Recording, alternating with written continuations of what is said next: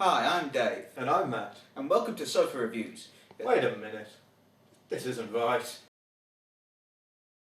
Hi, I'm Dave, And I'm Matt. and welcome to Sofa Reviews. Today we're watching Fantastic Four: Rise of the Silver Surfer. Released in 2007, in this movie we see the Fantastic Four deal with Galactus. Though, wait, should we put a spoiler on that? Yeah, go on then. Spoiler alert, this film is shit. So we start seeing a planet being destroyed as the Silver Surfer flies off into the opening credits. After that, we see that the Surfer causes winter and power cuts. But who cares? Let's see our heroes at an airport. Of course, they're much more concerned about Sue and Reed getting married rather than the mysterious disturbances. We're not postponing anything, not this time.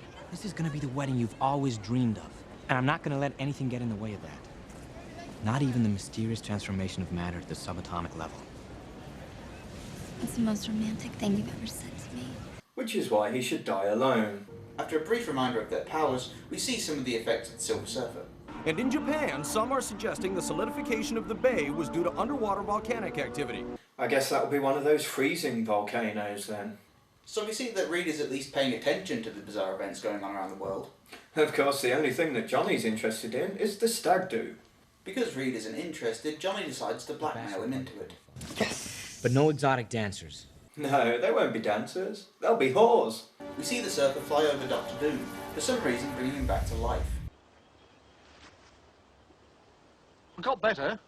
While they're on the stag do, the military show up looking for Reed. Reed finally relaxes and starts dancing. Luckily for him, his clothes are stretchy now too. Sue and the General show up to see Reed enjoying his stag do, Sue of course being immediately annoyed at this. The General explains that they need help with dealing with the Silver Surfer drilling holes into the planet, but Reed Richards decides his wife is more important. You see, I'm getting married this Saturday. Yeah, it'll be fine. It's not like there's a giant planet-eating monster on the way. Meanwhile, we get to see Doom getting his mask taken off, killing the guy that does it as thanks. Oh, and Reed did build the sensor, so lying, keeping secrets, he's clearly ready for marriage. So we get to see the wedding and media frenzy, though it's never really explained why they're such celebrities. So what's it take to date the Human Torch? A death wish, or asbestos condoms. So we see everyone preparing for the wedding, and it seems Johnny hasn't changed at all. I'd hate to wake up one morning and find out she was killed in a rock slide.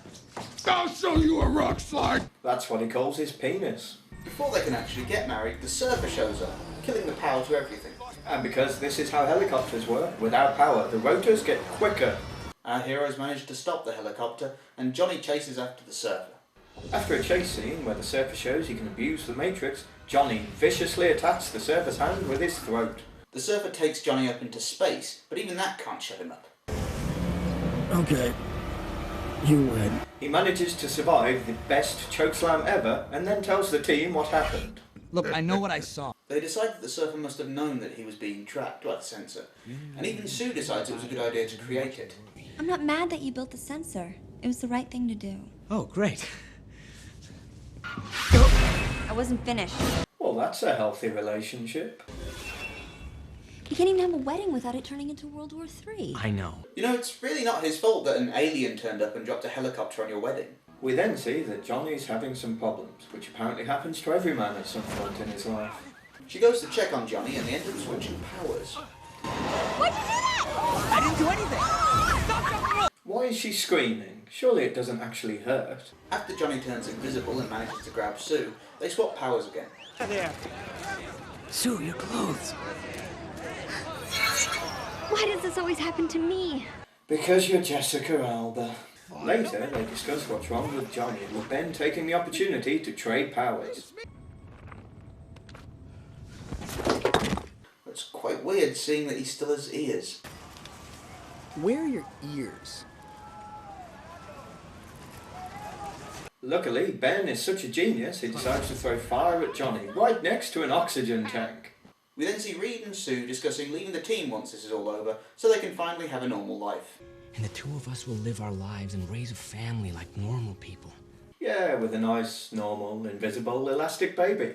But Johnny overhears what's going on. Elsewhere, the plot is continuing as Darth Maul, Doctor Doom, is talking with the Silver Surfer. Doom attacks the Surfer, who casually blasts him into an ice cave, turning him human as a result of this. Back with the team, we see that Reed has learned that the Surfer foreshadows the death of the planet. Everywhere the Surfer goes, 8 days later, the planet dies. Of course, on the way to stop the planet-destroying threat is the perfect time to play out your issues of abandonment. Oh, so we're a team now. That's news to me. What are you talking about? You know what I'm talking about.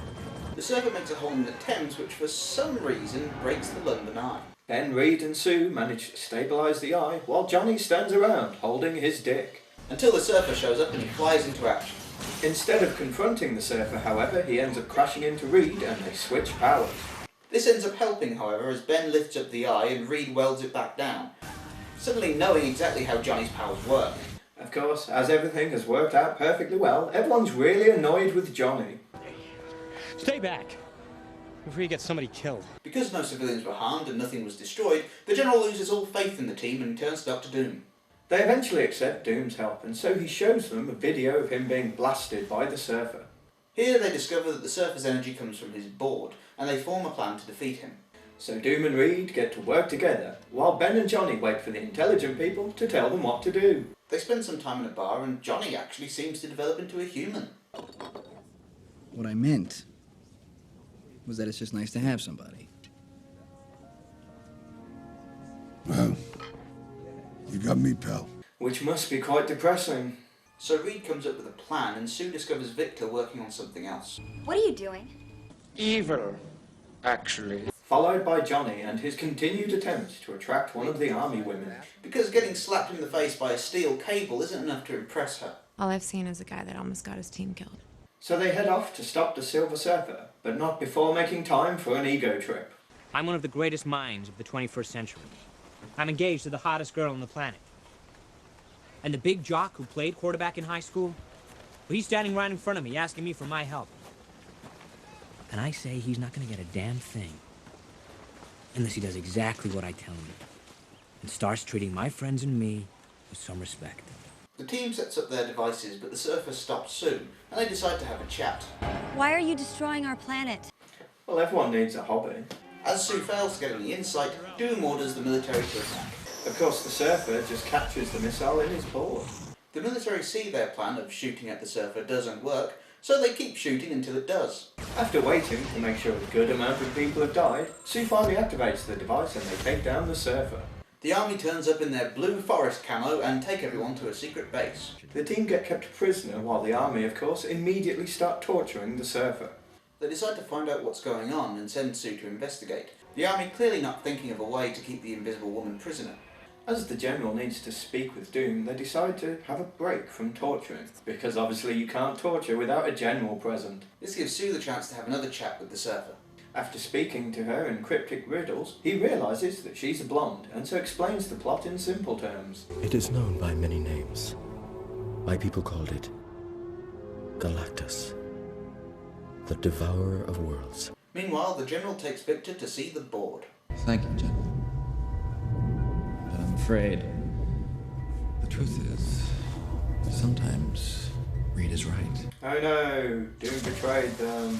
What a surprise. He then puts his mask back on and takes the board.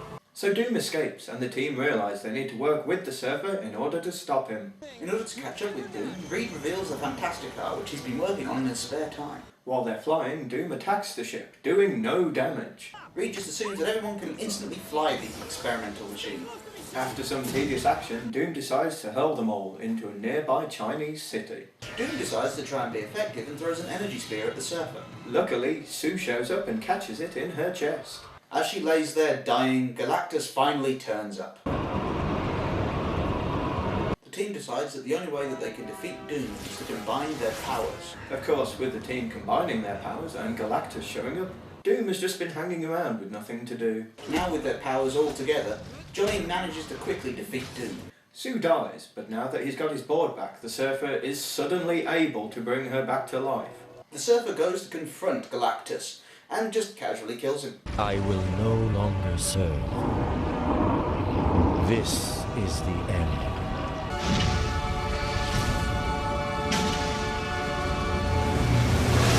Killing everyone in the blast. We then finally get to see Sue and Reed getting married. Can we just skip to the end?